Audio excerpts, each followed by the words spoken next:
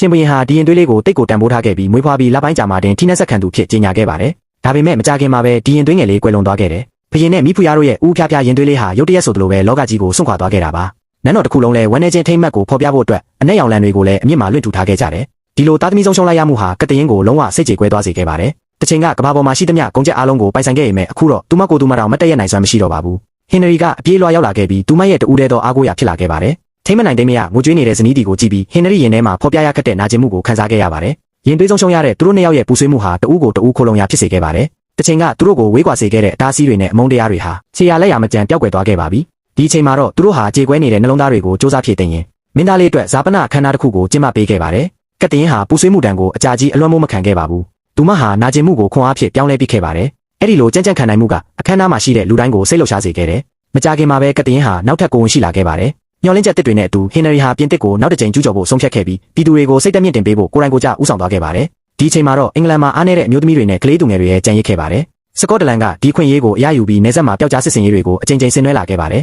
။မိဖုရားကတရင်အနေနဲ့ဒီရေးပေါ်အခြေအနေကိုတယောက်တည်းရင်ဆိုင်ဖြေရှင်းရတော့မှာဖြစ်လို့သူမဟာနန်းတွင်ချက်ဝတ်တန်စာတက်ဆင်သူကိုရှာပြီးသူမအတွက်တီးတန့်ချက်ဝတ်တန်စာတစ်ခုအမြန်လုပ်ပေးဖို့အမိန့်ပေးခဲ့ပါတယ်။ကိုဝင်6လရှိနေပြီဖြစ်ပေမဲ့လည်းသူမဟာစစ်တပ်ကိုကိုယ်တိုင်ဦးဆောင်ပြီးတိုက်ပွဲဝင်ဖို့ဆုံးဖြတ်ခဲ့ပါတယ်။ဒီဆုံးဖြတ်ချက်ဟာသူမရဲ့အရေးတော်စီကနေပြင်းပြင်းထန်ထန်ကန့်ကွက်မှုကိုချက်ချင်းရင်ဆိုင်ခဲ့ရတယ်။ကတရင်ဟာကလေးတစ်ယောက်ဆုံးရှုံးပြီးကစားပဲရှိသေးတာပါ။သူမရဲ့အရေးတော်ကမမွေးဖွားရသေးတဲ့ကလေးကိုစွန့်စားမှုမလုပ်စေချင်ခဲ့ပါဘူး။ဒါပေမဲ့ကတရင်အတွက်နောက်ဆုတ်เสียလမ်းမရှိခဲ့ပါဘူး။ဘုရင်နှစ်ပါးရဲ့တရားဝင်သမီးတော်တစ်ပါးဖြစ်တာနဲ့အညီကတရင်မှာတတိနဲ့ဗျူဟာကဘယ်တော့မှအားမနည်းခဲ့ပါဘူး။အရေးအတွက်အဖြစ်တာလွန်နေတဲ့ရန်သူတပ်ဖွဲ့တွေကိုတိုက်ရိုက်ရင်ဆိုင်တိုက်ခိုက်ရင်အကြအဆုံးများမယ်ဆိုတာသူမသိခဲ့ပါတယ်။ဒါကြောင့်သူမဟာရန်သူစခန်းကိုတယောက်တည်းသွားပြီးစစ်ပြေငိမ်းဖို့ဆွေးနွေးခဲ့တယ်။အကယ်၍စကော့တလန်ဘက်ကသူမရဲ့စစ်တပ်ကိုချေမှုန်းဖို့ကြိုးစားတာကိုလက်လျှော့ရင်သူမဘက်ကချက်ချင်းဆုတ်ခွာပေးမယ်လို့ပြောခဲ့ပါတယ်။ဒါပေမဲ့ရန်သူစခန်းကနေထွက်လာတာနဲ့တပြိုင်နက်သူမဟာစစ်တပ်တစ်ခုလုံးကိုတိုက်ပွဲအတွက်ပြင်ဆင်ပြီးအသင်းဆောင်ဆိုင်နေဖို့ချက်ချင်းအမိန့်ပေးခဲ့ပါတယ်။မတင်ကာမှုမဖြစ်စေဖို့အတွက်သူမဟာအဖွဲ့ငယ်လေးတစ်ခုကိုမြို့ထဲကိုပြန်လည်စေလွှတ်ခဲ့ပြီးဒူးထောက်ရှုံးပေးလိုက်တဲ့ပုံစံမျိုးဖန်တီးခဲ့ပါတယ်။နောက်နေ့မနက်စောစောမှာတော့ကတရင်ဟာသူမရဲ့စစ်တပ်ကိုရှေ့တန်းထိကိုယ်တိုင်ဦးဆောင်သွားခဲ့ပါတယ်။တိုက်ပွဲကသူမခံမှန်းထားတဲ့အတိုင်းဖြစ်လာခဲ့တယ်။ဝင့်ဝါပြီးအထင်သေးနေတဲ့စကော့တလန်စစ်တပ်ဟာအင်္ဂလန်စစ်တီတွေရဲ့ရှေ့မှာအလျင်အမြန်ပဲပြိုလဲသွားခဲ့ပါတယ်။စကော့တလန်ဘုရင်ကြာဆုံးသွားတဲ့အခါမှာတော့စစ်ပွဲကပြီးဆုံးသွားခဲ့ပါပြီ